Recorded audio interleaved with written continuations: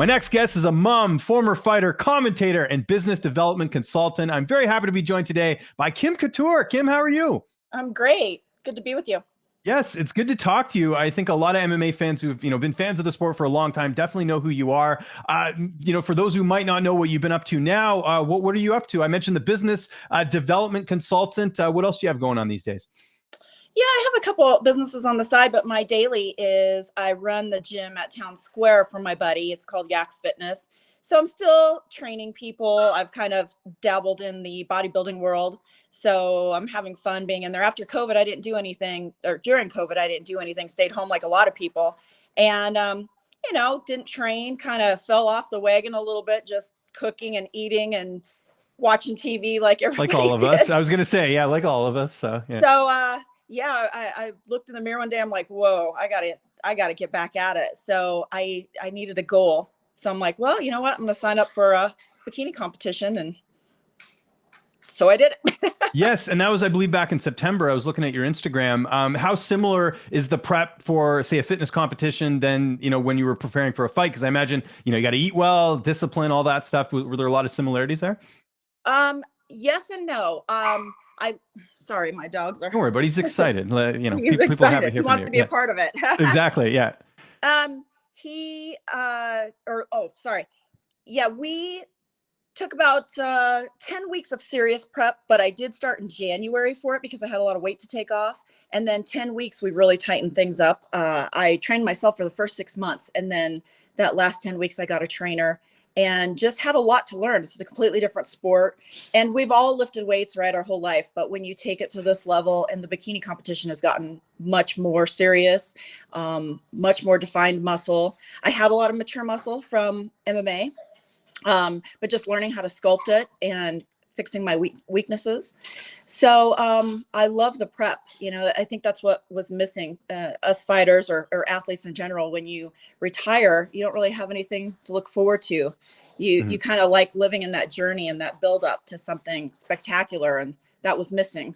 So this was a good idea for me. Keeps me busy, keeps my mind focused, and it felt great to get that lean.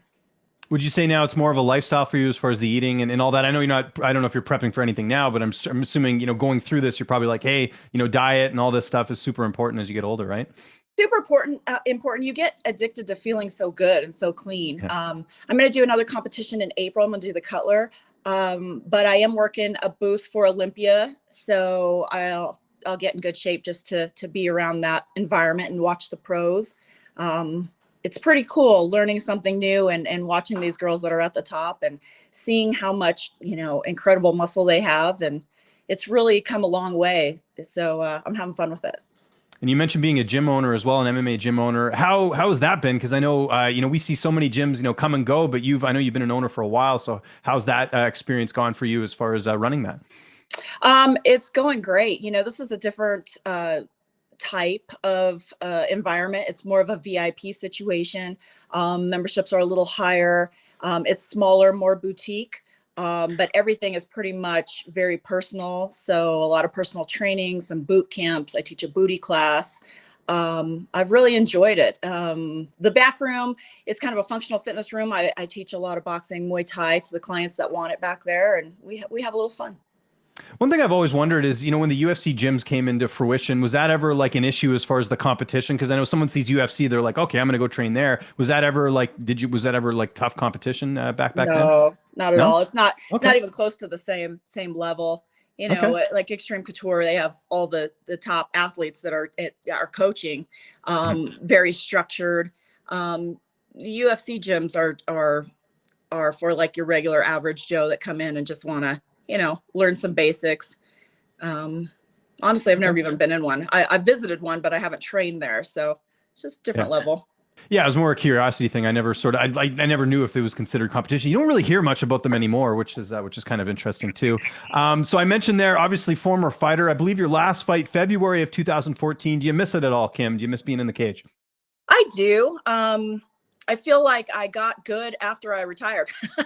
It takes like 10 years to perfect a craft, and everybody got to watch me learning. I was still green and getting some pretty big fights. But I learned from each one of them, and definitely missed that excitement, that adrenaline rush. How difficult was it when you got into it because of your last name? You know, I know people were tuning in to watch you fight, but I'm sure there was also an expectation with that last name as well with your ex-husband. Was it difficult to deal with that pressure? In a way, yes, there was a lot of pressure.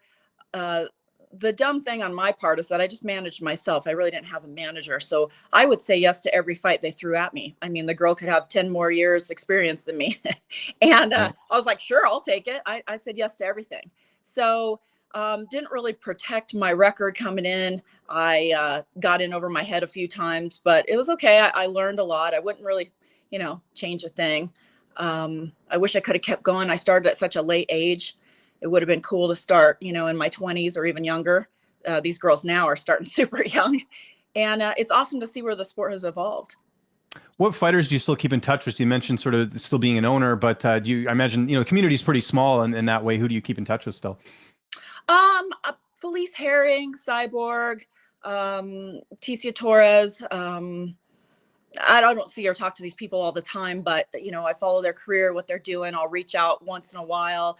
Ticia was cool. She was excited to see that I was doing these fitness competitions. Felice was going to do the competitions with me and then ended up not doing it. But when she comes to town, we usually hang out. Cool.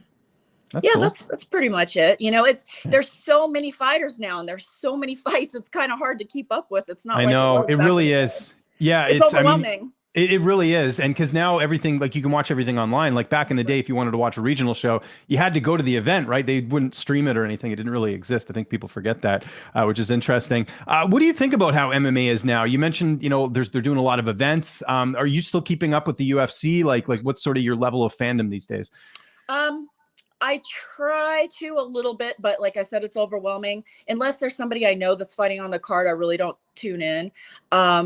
Still love the sport. It's good for the fighters because there's so many of them now that they're each getting their opportunity. But I do miss the days of the build up to the legends, the big names. It kind of lost that luster for me. Yeah, because I know with the ESPN deal, they got to do events, right? So it's like there's almost like a fatigue. You can't even get that build up, to a big event anymore. Like I remember back in the day when George St. Pierre and BJ Penn had the rematch. It was like there was the weeks and weeks build up, and now you kind of get that, but you don't because they just had an event last Saturday, right? So, exactly. That's exactly how I feel, and that part kind of sucks. But there is so many fighters that need a platform, so there's more people getting opportunities. But it's definitely changed in a very short amount of time. I saw on your Instagram, you had a photo with Chidi and Jukawani. How do you know him? He's obviously a middleweight in the UFC now. Yeah, those guys are great. The brothers are great. I used to train at One Kick Nick's, and I've trained everywhere in town. So, all the locals, I know them. We see each other at events or charities. And I think we went to Adam Hunter's comedy show that night. Oh, which is amazing. Highly recommend it if you're ever in Vegas, whenever Adam's doing it. It's awesome. So be prepared to laugh. I couldn't breathe through the whole thing. It's so funny. Yeah. No, it's great. Who are some of your favorite fighters you like watching now? You mentioned, sort of just watching when you get a chance, but is there anyone now that's, in MMA that you really enjoy watching? Gosh. I always used to love to watch Cowboy, and then he retired. Right. I love watching Ticia because you're going to get a fantastic match. I like watching Rose. So a lot of the women's fights, I guess, for sure, which makes sense, right? So, both equally. There's a lot of great athletes right now. I love seeing how much it's evolved and just all the talent. And I remember where everything used to be one dimensional, and now everybody's so well rounded. It's pretty cool. Do you have any advice for any up and coming fighters just based off your own experiences? Because I'm sure the odd time you do get people asking you, hey, what should I do? You went through this. Can you help me at all? I would just say be patient. Don't rush it. I definitely rushed everything and kind of learned backwards. I felt like I got good once I retired. It would have been nice to take my time. I mean, I did get rushed because of the name. But yeah, don't be in a rush, just enjoy the journey. It's not about that destination. So that's the part that I miss the most. And it's what I'm, taking my time with this bodybuilding world and enjoying the journey on the way to the competitions. I think there's more in that than the actual day. It's kind of like a wedding day. You get there, you're like, this is it. It's over with. You know what I mean? Yeah. It's more about that journey and that buildup. Got to bring up the Sheila Bird fight. That's, I think, something that is always going to be attached to you. For those who don't know, it took place in Calgary. I'm Canadian, so obviously I remember watching that fight in 2011. People still call it one of the worst stoppages in MMA history. What do you remember about that whole thing and the circus around that? I mean, this was sort of there was social media, but not like the level it is now. I could only imagine what would have happened back then. But what do you remember about that whole situation? The entire fight, even before the fight happened, was a disaster. I actually broke my back about 3 or 4 days before the fight. Wow. I didn't know it was broke until after I got back. I went into my chiropractor. He couldn't adjust me. He sent for an MRI. I didn't get the results back until I had gotten back home. I couldn't stand up straight. I was hunched over, laying on ice for days. Got on the plane to fly up there. Had to lay in my chair, not lay, but lean against ice the whole way. Got to the room, laid on ice, went to the weigh-ins, barely was able to stand on the scale, got off, went back and laid on ice. And then the next day I was just praying to God that I could stand up straight to do this fight. Like I would never pull out of a fight. So, no matter what, I was showing up. And leading into the fight, they were saying that I wasn't cleared to fight, that I still had an outstanding medical thing from a fight I did in Jersey at Taj Mahal. Which was weird because I didn't even get hurt in that fight. So I had to clear that. I had to call the commission here. I thankfully had updated records, sent them everything they needed. Had to get Mark Ratner involved. I was like, listen, you need to call the commission in Jersey. They're not clearing me. This was all like right before the fight. So they're like, well, we need all these papers cleared. I sent them everything they needed. Then they're like, well, we have to bring one of our doctors in to get you cleared. I'm like, okay. So he comes in, he's taking his sweet time. I'm like, oh my God, they're warming up, right? So he clears me. I don't know how, because my back was broke, but I was faking it. I'm standing up straight, just trying to get through this. I'm like, let's get this over with. So he clears me and I go to start warming up. They're like, you're up, get in there. So no warm up, just ran in there cold, going through all of that, being super stressed out, thinking that I wasn't going to be able to fight. And all of this was just a waste of time. And I think we went through one round, held my own through the first round. And then second round, she caught me in a scissor choke, which was actually her signature move. She was like 5 or 6 time world grappling champion. And yeah, I know she caught it right away. I think I was out as soon as I hit the ground. It was tight. It's like Ronda Rousey's armbar, right? She gets you, you're going down. And yeah, I guess I was out for a long time. I was dreaming. So I woke up, I didn't know where I was. Was there any explanation given from the commission or anything of what happened? Because again, I remember at the time it being a really big deal that like, what's going on here? Why was this not stopped earlier? I was clearly out as soon as I hit the ground. He lifted my arm. There was no response. I don't know what he was waiting for. Once I went back and watched the film, I was like, wow. A little bit longer, I probably could have had brain damage, but I didn't make a big deal about it. It's, it happens. No big deal. I know there was a lot of, talk about it, but I never really got involved in the chatter. But yeah, a pretty dangerous stoppage, I think.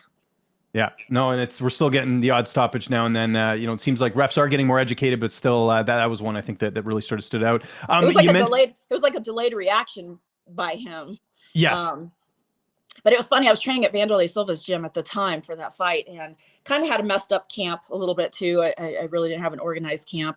And so the guys at the gym were kind of chattering like, ha, ha, ha, she got caught in a scissor choke. Who gets caught in a scissor choke? So for the next fight, I had one just probably 6 weeks after that. I asked Sheila Bird, we went out that night for drinks and dinner after the fight, to come down to train with me because I really didn't have any good training partners. And so she came down to get me ready. And I was like, hey, just so you know, all these guys at the gym were laughing at me because you caught me in a scissor choke. So when we did a round robin, I go, please show them all your scissor chokes. So every single person she went with, all the guys, she caught them all in a scissor choke. I'm like, oh my gosh, I can't believe you got caught in a scissor choke. That's crazy. How did you let that happen? Yeah, no, that's good. Hey, getting some revenge. That's good. As far as, I'd say so. Before we go, we sort of talk about what you're up to now. What does the future look like? You got the fitness competition in April, like you mentioned. Any other things on the horizon in the MMA world or anything else you got going on? I've been reached out to by a couple of promotions to do some commentating or to come on board. And they haven't really come on board yet. I don't know what they're waiting for. I don't even want to say their names, but I'm just waiting to see if something happens with them. You know, I love commentating. I'd love to be more involved again. So yeah, we'll just wait and see. I'll just focus on the bodybuilding right now. I mean, it's a good thing at my age. I feel like it's keeping me young. So, and I love training people, whether it's MMA or lifting, whatever. Staying And on that active. note, I was going to say, on that note, how cool is it seeing Laura Sanko now doing commentary for the UFC on Contender Series, which is really great. Yeah, she's great. She's fantastic. I've done a lot with her over the years, and she's such a great person. And this was an awesome interview, Kim. Thanks so much for doing it. I'll let you go here, but if there's anyone you'd like to thank, or any sponsors, or any social media, or your gym, anything like that, I'll give you the last word here. All right. Yeah. If you're in Vegas and you want to come check out my spot, it's Yaks Fitness in Town Square, right on Las Vegas Boulevard. Come and see me, come train. And you can follow my Instagram at Kim's Fight Fit, and it's KIMZ Fight Fit. And I just appreciate you taking the time to interview me.